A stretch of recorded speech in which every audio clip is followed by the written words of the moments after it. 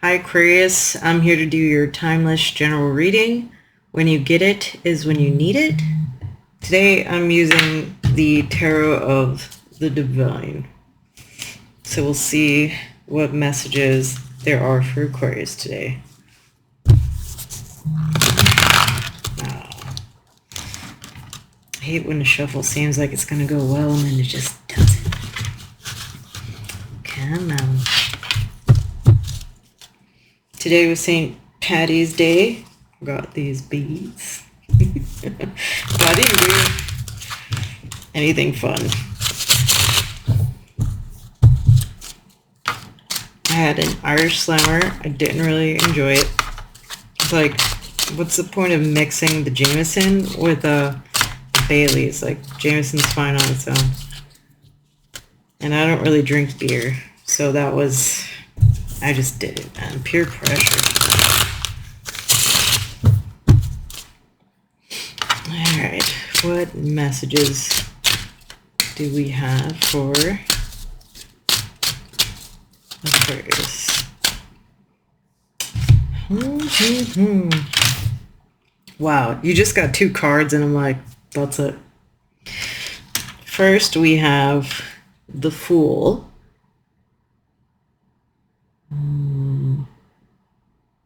Are those koi?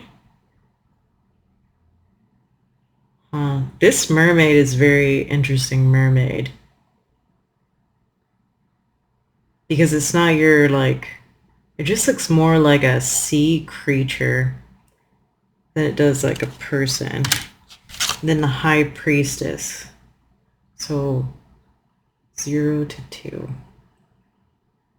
And this is like Arabian Nights or something. So this is like fairy tales. Well, Tarot of the Divine is fairy tales. Or Arabian Nights or, yeah. Even I don't know that story. So I'm pulling from Disney. But there's something here about making wishes. Did you... It's like suddenly you've tapped into, you've unlocked something in your kind of law of attraction. Even though I don't know much about it, I wouldn't say it's law of attraction. Well, I can tell you, just as a personal thing, there's this exercise, because there's a book. What is the book? Is it called... It's not Untamed. That's a different book. There's this other book that I read for my book club. Even though it's a club, but they have a book club, and I hardly ever read the books. Unchained, one of those. Anyway, it was a woman who was like a Taoist monk, and then she became a dominatrix or something. But one of the key things, yeah, that sounds crazy. One of the key things that she has as an exercise that I've been doing with my group was called the Book of Desires. So basically learning to ask for more, be comfortable wanting more with life. And since like the Little Mermaid wished to be human and, you know, Aladdin wished on the genie, even though this might not be that story, I'm getting like you've doubled how many wishes or desires that you're putting out to the universe, and you're doing it more intentionally. Like that moon in the background, like, are you doing new moon intentions? And you're starting to see some like real progress in it. So I think, let me get another card. What is it about these intentions? Like, what do you have to say about Aquarius doubling what they're asking the universe for, or putting out in the universe? Because there's something to it, like putting it out to the universe, everything you want, even the most ridiculous things. Like, I want a Lamborghini. You know, why not? Even though you don't make that kind of salary. What is there to be said about Aquarius's desires, wishes, intentions? Is there nothing to be said? What am I getting? So you're using it intentionally. 4 of Coins. You're still holding back. You're still holding back a bit. There's something that maybe, so you're not fully doing it. So the point of the whole Book of Desires exercise is to get used to asking for everything and just like not feeling shame. So you're still holding back. There's still something or some things that you really want that you're afraid to put out there in the universe because you don't believe they're realistic. Because this is the coins, right? Oh my God. My son's just laughing like a goofball. I'd yell at him to stop, but that's rude. Anyway. What is on these YouTubes that he's always losing it? What do I usually laugh that hard about? Yeah, I do. Let's be real. Anyway, so that's kind of funny. Like, why is he laughing so much? Like, I never laugh. And if I'm not, something's wrong. I'm holding back. Just like you, Aquarius. So there's something or some things like you're afraid to want. And the more that you're afraid to want, the more you're holding things up. Yeah, the more you're holding things up. Why are you afraid to want? What is that one thing? Are you afraid of the domino effect? Are you afraid of the domino effect? What happens if you get that one thing that you want? Maybe it involves too much shifts in your life and you're not ready for them. Or it might upset other people or affect other people, so you're feeling a little bit guilt about it. It's like maybe you had a taste of one of those desires or some of your manifestations coming in and you got spooked. Yeah. Oh yeah, you got spooked. Maybe you thought you were playing with the wrong stuff. Well, if you're new to like manifestation and spirituality, you know, and depending on how you're doing it, like I feel like a lot of times when you get into this stuff, everything you see is about like witchcraft, right? And yeah, maybe there's some part of you that's not ready. And you know, honestly, that's like the strangest thing. Of all the things to catch on mainstream in spirituality, of all the things that you could get into, why does it like go to witchcraft? And you know, I'm not gonna say like I didn't look into it or even try some things, but like I always fell back more to like the balancing and the self-improvement part of it. Like the witchcraft part of it really, it didn't really resonate for me. Like if there's an energy, and it's not because I have anything against witchcraft, but first of all, like I can't join clubs like that. Like if there's like a requirement, if there's like things I should be doing, I'm gonna forget. Okay, I didn't even upload on this channel for like 6 months, so I'm not very good at staying consistent there. But it's like, to me, what it felt like, and I think I explained this to Rob's group, that to me, when it came to like aligning with your purpose, it's like the law of attraction. It's like when you're working on yourself and you're working on your energy to bring in the things that are meant for you, it's like you align yourself with it, right? If this is like the straight path of your destiny, right? And here's where all the things you're meant to have are coming to you on like a high vibration or whatever you want to call it.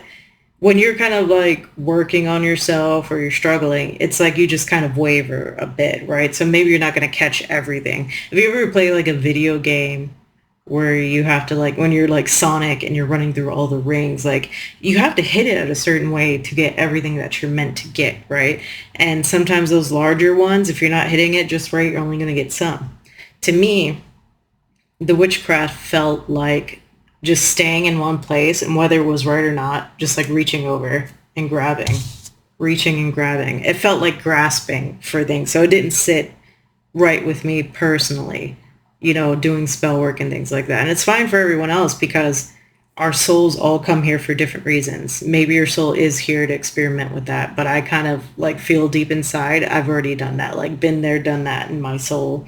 So I think there was some helpful things I did learn about it. I still do a lot of like candle work and things like that, but it's more for like heightening my intentions versus like trying to actually manifest something.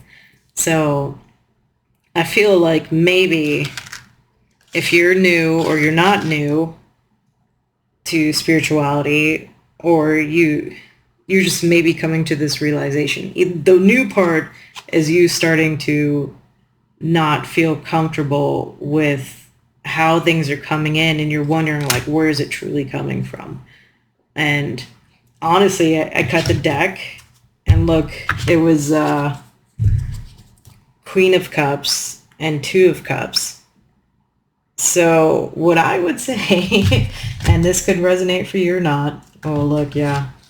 Oh no, yeah. Three of Coins, the Emperor, and then King of Cups.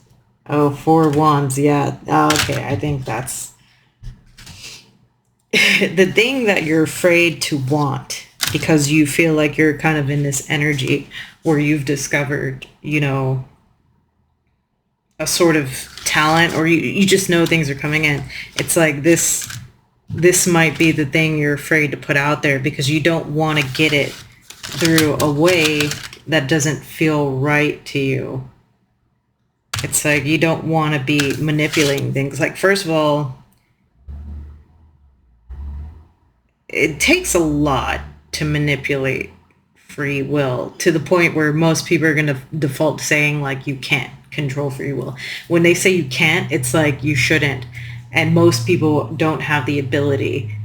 If you're getting to the point in whatever thing that you're doing or studying that you might actually have the ability, then yeah, it's time to maybe start being more conscious about how you're throwing these intentions out there, and not just like wishing on every star for every single thing.